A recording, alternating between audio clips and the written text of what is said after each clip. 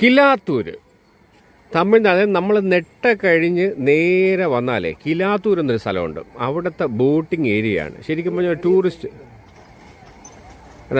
പ്ലേസാണിത്.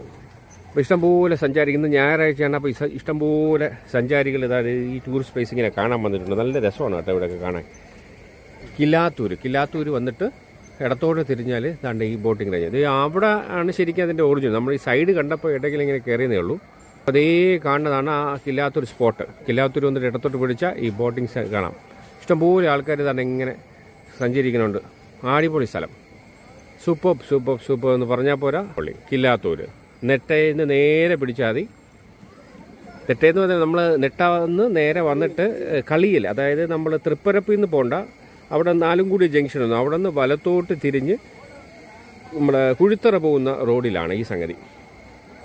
അപ്പോൾ ഇതൊരു കടവാണ്. നമുക്കിനി അവിടെ ചെന്നിട്ട് ബാക്കി കാഴ്ചകൾ കാണാം.